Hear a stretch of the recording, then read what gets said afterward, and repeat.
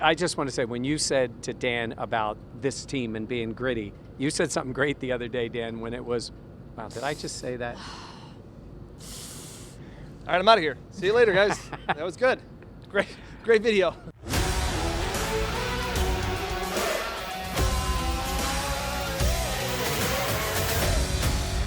All right, welcome back to the Buffalo Plus channel. Mike Catalana, Dan Fates. I am Jenna Cottrell. Please be sure to like, comment, subscribe, and share.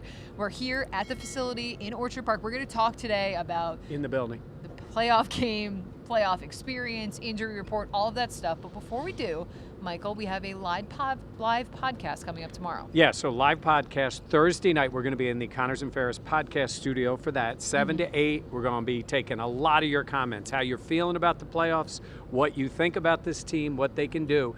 Oh, and then we're going to be live again on Sunday morning from 11 to 11:30. We're going to be on the field. So we're going from being in the building to in on the the studio field to on the field. to on the field in Jacksonville. We're going to be on a plane.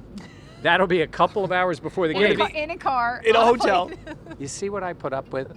I'm trying to tell our people. Yes. So we will okay. be live from 11 to 11:30. 11:30 Yes. on the field in Jacksonville, taking your comments, how you're feeling. That's before the game. But Thursday night at 7 o'clock. Thursday, we will be slouching in the Connors and Ferris podcast. Well, somebody will be. Yeah, definitely me. Okay, let's get into what we saw here today in Orchard Park. Obviously, the theme of the week is the playoffs facing off against the Jags. And I think one of the things that comes and has been talked about quite a bit is just this Bills team and the playoff experience that they do have. And what was kind of your take on the vibe of what that means to this team and what the players were saying? It fits the way they always talk. Because we asked them a lot about experience, and they're like, yes, it's important. And some of the guys joked about, like even Dawson Knox, like how little they really knew when they were young players. They were like, oh, it's cool, we're in the playoffs. But then they've come to this mindset, and they talk about mindset of the games are the same. Keep it the same. Make your preparation the same. I think that's where the experience comes from. It's not just playoffs for this team. It's what we would call big games. Yep. Even in the regular season, that they take it the same way. I think that is where they will have a level of calm when they go to play because, they're going on the road, and that's something they haven't done. And I think for this team, Josh Allen was asked about it. He talked about the experience helps you with the emotions. Bingo. And I think that is such a crucial thing because the circumstances of the game, it does feel like a big game. The Bills have played a lot of big games, but also the fact that the emotions and the anxiety and the nervousness and the pressure that comes with it, they are well adjusted to. Yeah, the pressure. Not the pressure from Colin Cowherd or the national media saying that they have to win this weekend or, heads are going to roll. That's not the kind we're talking about. And Josh was even asked about, you haven't won a playoff game on the road. Like Trevor Lawrence and these guys, a lot of these players are trying to win a playoff game. Right. Josh has done that. Josh has been in those moments. And whether or not and the fact that they have succeeded in some of those big moments. Now, again, they haven't gotten over that hump. I know that's what everybody's saying. And, there's been bigger picture questions, I feel like, asked over these last few days about how Sean has changed since his first playoff game in Jacksonville in 2017 to now. And he kind of says, like, you think you know, but you don't. And how much he's changed and how much this team has changed over that time. I think this experience, Vegas obviously values it, has them as a slight favorite in this game. I don't think it is being put on enough emphasis about how much a lot of these guys have gone through. You did a sit down today with Trey White, which will be coming out later. Yeah. And hearing him talk about all that he's been through, whether talk about injuries, but it's those big game moments, it's that pressure, it's knowing what to feel. I thought Josh hit the nail right on the head. I agree, and I think it's one of those things that you can talk so much about a team. Like the Jags are playing really good football. They're one of the hottest teams in the league, and it's under first-year head coach Liam Cohen, and just the experience that Sean McDermott has from that first playoff game in 2017 to now. That experience, sometimes I feel like we kind of like downplay or poo-poo, or it's like, how much does that really matter? And Mike, I think it really does. So it was different last year because it was a home game, but Denver was a surprise team, really good, young team. Quarterback was a rookie, so that is a little different. They had a veteran head coach, and they came into Orchard Park after putting up 115 points against the Chiefs' backups. Celebrating like they had won the Super Bowl. Right, because they hadn't been, and it was high emotions now coming in, and they scored on the first drive of the game against the Troy Bills. Franklin. And then the Bills blew them out. Blew them out. Yep. the rest of the game. That's not happening on Sunday, but I do believe it does feel a little like that team that maybe Jacksonville, which they've had a great year, is a year early to make a big run. We'll see on Sunday, because they could just come out and play gangbusters, and then maybe that's the way it goes. But I do feel like there is let's say, calm and a confidence that comes with all those big games. Because, and let's be honest, this team's lost, the 5 playoff games on the road, only 4 with this group. And one of them was the first year of Josh as a playoff quarterback, and the other 3 were in Kansas City. Yep. And 2 of those were down to 1 overtime and 1 in the final second. So it's not like they go on the road and fall apart. Correct. They have lost to the Chiefs. You'll all know that. Yeah, I do think, too, looking at this team, the Jags, I feel like this season has been, like you said, it's been like, wow, look at this team go. I mean, they're having such a great season. They came out of nowhere. This Bills team has self-inflicted a lot of times, put themselves through adversity, but I do think there's a grittiness that comes into play of knowing how to win in multiple situations, especially unfavorable ones. Gritty. They've overcome adversity. Josh even talked about it, that they've found ways, or they've kind of found solutions to some of their problems as the season has gone on. But I think we've heard it, and I heard it last year. Matt Collins talks about it like they're not going to try and do anything different. I don't expect Josh to come out and throw the ball 50 times. I just don't think that's the game plan that they're coming out to be. So they're saying, we're not practicing any longer. We're not practicing any harder. Like, they really do, and this goes back to last year, it's like we just are treating this like another game. And at times, that feels like just player or coach speak, and you're like, yeah. But there's a difference. There's a difference between a 1 o'clock game on a Sunday, a 4 o'clock primetime slot, a Sunday night game, and a Monday night game. There just are. And the Bills and their core group have been through that. Milano, Dion, some of those, Poyer, like, they have been through this. This isn't new to them. Yes, they're going on the road, but like, that's where I think the big key is. Now, Jacksonville, I believe this year went to Kansas City and won on a Monday night. Yeah. Great game. But that was like week 4 or 5. Like, this is, again, another step up for them. And they also have the pressure of, hey, you're at home. You're the division champs. Yeah. You're supposed to win. Oh, no. They're the underdogs. They're the underdog. I think that's so wild that people get so bent out of shape about what Vegas thinks. Yeah, for the teams, I'd use it, right? I would use it. Now, the Bills just played the Patriots. Put up the T-shirts, right? Well, the Bills just played the We're Patriots underdogs. when they were favored, right? In Foxborough. Yes. And Vrabel made a big, we're underdogs. And then the Bills won. Yes. Right, Bills were the Bills favored won in the that game. game because it was the hat and T-shirt game. It was, they can yeah. use the hat and T-shirt as motivation. They can't use Vegas as motivation. Yeah. Can I just want to say, when you said to Dan about this team and being gritty, you said something great the other day, Dan, when it was, wow, did I just say that? All right, I'm out of here. See you later, guys. That was good. Great video.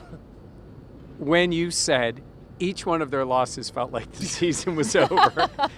And it really did. This was that year where it was a grind, and then they would just get themselves back, and they lose a game, and they get themselves back. So outside of that, the stretch early when they lost a couple in a row. But not only that, how many times did we say that was the worst half of football we'd ever seen? And then they would come back Yes. and either win in New England or find ways to come on, New England was atrocious and then phenomenal, all in one game, Yeah. one afternoon. And that's the thing. And I will say, a faster start Yes. is going to be key. And it doesn't even need to be, that doesn't mean panic if the Jags get the ball and score, because the Browns did that. It's weathering that storm. Hockey teams talk about it a lot. Those playoff games, early emotions, weathering the storm, because the crowd will be into it.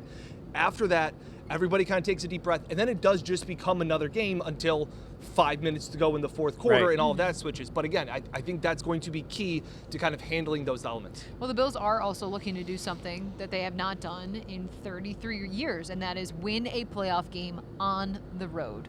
You were there. Yeah, I was there for all of those. And it's funny, I think of this Bills team as winning playoff games all the time, which they did. You know, the great ones for them in their history were going to Pittsburgh the week after they won the comeback game. And Frank Reich was still the quarterback. And Pittsburgh was really good, and the Bills beat them. Then they go on the road to Miami, and Miami's like, we got you. We got Marino, we got you at home, we got in our weather. Jim comes back, blow them out, and win the game. So it started with me covering this team losing an incredible playoff game on the road to the Browns. But the rest of that time, they either played at home or won great games. Because it just brings me back. The reason I brought it up is it brings me back to people who think this team in that day lost. They were losers. They didn't win. And I saw them win so many great games in different places, except those neutral site games for the Super Bowl. But they won all the other ones. And I want to talk about atmosphere, and just one more point on the atmosphere, then getting to Josh and kind of the injury updates as we go through this video. But I do think, and you asked Sean if there's something that can be galvanizing about going on the road. And I think about, for the longest time, it was Patrick Mahomes has always been at home. He's always had playoff games at home. And then it was like, and they relished the opportunity to come into Buffalo and beat them. And there were snowballs thrown at them, and they loved it. Yeah. And I think that can be something that's really cool about this team that has, especially in the wild card round, hosted teams. And we got to get them here in our building. And I understand that's the goal because that's an advantage. But I think there is something about a mindset that Sean's always talked about, the process and the standard, to go on the road and silence a crowd. Like, so much. That is absolutely. You talk about the best moments in sports, clutch threes and big home runs. There's something beautiful if you're on the opposing side and you silence those crowds. And Josh has a big run on third down and the place goes silent. Yes. That is an awesome feeling. And you talked to some of the guys today, Dawson Knox, Spencer Brown, just about that feeling and how that can, like Dan talked about, is that galvanizing, but just what that means, because it is so different. They've had a lot of home games in terms of the playoffs, the crowd cheering when the other team is on offense, and for the Bills offense, it being quiet. And the Bills offense now saying, they kind of do like that opportunity. Well, they do. And look, they all said, we love playing in front of Bills Mafia. And Bills Mafia travels. And everybody comes. And all that is true. You know what I think of? And I know they stay in a hotel the night before the home games. I think of them being on the road. And they'll have a meal and a meeting, and everybody's there. And I know they try to replicate that. But there's something different about being on the road. And a lot of times you will hear about, hey, this guy, somebody stood up and said this. Somebody did that. And I don't know, there's just something about the traveling. Look, you don't want to have to do it 3 times. Agreed. That's what they're facing now. Correct. But I do think it's embracing that challenge. I think it is. It's like, they know that it's different. It's different than what they've done. They've gotten themselves in that place to go on the road to Kansas City. But in this case, it's just take care of one and then go see if you can do it again. Yeah. Kind of going off, and I mean this in jest, Mike. Oh, but boy. it was when you asked Sean the question of it's always your goal to win the division. Yes. Right? Okay. And it didn't land. Okay. It didn't. I It still hasn't landed. I still Okay. don't know. Okay. But, It was, yes. no, but my point is that you talk about This was winning after the division. Eagles game. Yes. Yeah. Talk about winning the division. It's still hanging out there, like the the press big room. matzo Like ball. a big, it's Okay. You talk about winning the division. It's been great. But the Bills have also always had that thought of you need the one. And I think being the one is different than being the 2, 3, or 4. And I mean that in the sense of you control your own destiny. Well, we're going to have everybody come to here. And you get a week off. Right. So Yeah. all of that. And when you don't have that, it's like, we'll win our game or 2 and then go on the road and do it. I think now that your mindset shifts of a little bit of that underdog and that you can embrace it. I'm not talking about Vegas. I'm talking about this thought of, hey, we have a tough challenge ahead of us. Let's take it head on and let's go on the road and prove that prove people wrong. Yeah. All right, let's talk a little bit about the injury report real quick. So Josh Allen was a full participant in practice. Today was a walkthrough. I thought something interesting from when we heard from him in the afternoon. He said that with the week off, Joe Brady kind of gave him the assignment of self-scouting his season so far. And Josh kind of joked that, he watched back a lot of his film and he's like, man, I stink. Yeah. And left a lot out there. But I do think that is an opportunity that he usually does not have a ton of time for, but having that. Yeah. What? Well, he didn't say I needed to play against the Jets to get my confidence up. Now, we're on to Jacksonville. that was pretty funny, Mike. That's a matzo ball too. But I did think that was kind of a cool opportunity Yes. because Josh, we always think of, and there are moments absolutely this season where he left meat on the bone, like you talk about. But I do think that's kind of helpful as he gets ready to go into the playoffs, and obviously a must-win game on Sunday. No doubt. And it also puts into perspective how much they're always looking ahead. Yeah. Like, it really does put into perspective that, like, where you're like, why doesn't he watch his game tape? Why doesn't he self-scout after every week? There's so much. Yeah. We're moving on. Yes. Like it is. So for Josh to actually treat it like it was a bye week, knowing that he wasn't going to play and getting rest, getting a chance to go through and say, hey, I got to throw that ball away. Hey, I should have done this. Hey, I should have taken the 3-yard pass, not the sack, took us out of field goal range. I think that, and when it's a young quarterback, you hear that a lot. Yeah. Young quarterback saying, hey, coach told me I got to do this. And sometimes I take that with a grain of salt. It's like, he doesn't even know what he's changing. When it's Josh Allen, the reigning MVP, can look at himself and go, I stink, and here's where I can be X, Y, and Z better. That's encouraging to me that, hey, I can address these things. And I would not be surprised, I don't know if he even said this, if he was already looking at Jacksonville tape. Probably. Because Probably, they were yeah. going to play Jacksonville or maybe New England, a team that he knew very well. So could have been somebody else, but basically they'd played everybody else. Yeah. So I guarantee he got a little head start on that. The physical part of resting those players, Spencer Brown talked about, saying, we feel great. He goes, I feel bad for Saibo, who had to play a lot of snaps in that game. Yeah. And they were joking with him that he's the youngest of the group, but he did play a lot of snaps, and he said, I feel good. So it is something to get them off their feet and get themselves ready. I don't know how much of a difference it makes, but the Jags played their starters into the fourth quarter, I think, of that game. So, we'll see if that makes a difference. I just want to go to the injury report just so that way. Matt Prater, the big one, Yeah. did not kick today. Sean McDermott is hoping that he will kick Thursday. Then they will get to evaluate how likely it is he plays and then rest him. Yeah. So that's kind of the plan for Prater. Mike, you spoke to Prater today. He seems pretty confident in playing. He keeps going back to, I'm a little older and I don't heal as quickly. So the idea is managing this. He didn't really say, he said he tweaked it. So he didn't really say that he could not have kicked on Sunday. I think they wanted to get him out to still hold on to the opportunity of him playing. I think it was the way they planned it for him to not kick today and then kick tomorrow and then see where he is. But we all know the problem. You have one kicker. If you put him out there and he kicks twice and boom, he's hurt, you are in big trouble, especially against a team with a guy who can kick from 70 yards. It is a massive advantage. So I think they'll look at that. He did say, Matthew Wright, he was helping him out a little. He goes, I didn't really need to help him. He was making everything, which is not quite the same as kicking in a playoff situation, but he has confidence in the guy who would replace him in this game if he can't go. In terms of the injury report, Terrell Bernard did not practice today. Maxwell Hairston did not with the ankle injury. Ty Johnson did not practice with an ankle injury. Matt Milano was out due to an illness, and Joshua Palmer did not practice with an ankle as well. Dalton was limited. That's another good sign. Yeah. Sean was asked about how much he means to this team, and Sean pretty quickly said, all you got to do is look at the stats of what we are when he's on the field and when he's missed games. Yeah, Daquan Jones was also limited with the calf, as well as DeMar Hamlin coming back. They opened up his IR or his practice window. So he What was do you limited. guys think? I'm sorry, I really didn't mean to interrupt you, but what do you think about when they have a walkthrough and they just limit, guys are listed as limited?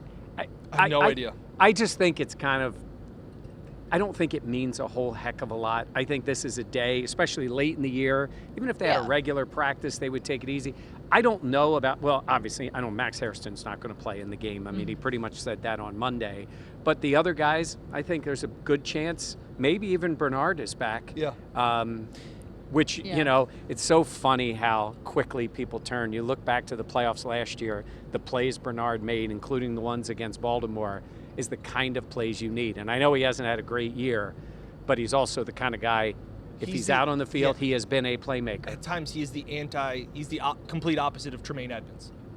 Yeah. He makes huge splash makes plays. massive splash plays, and at times isn't able to do the routine. More routine Yeah, plays. and we know that he has been snake bitten this season, but that will be something to watch because he has been limited throughout like previous weeks, then has the injury, what they do in terms of that, and the reliability of him being out there. Right, because we've seen this team when there's no linebackers in the playoffs. Yes, we have. Just something to note in terms of Ed Oliver. Sean McDermott was asked about him. He said Oliver is improving at this point, though. I think in the season, it's like my expectation is that he does not come back. He had the bicep. Then they did a cleanup on his meniscus. But it's more of a wish. Yeah, that's that he kind of comes how I back. feel. Yeah. Okay. Anything else? I don't think so.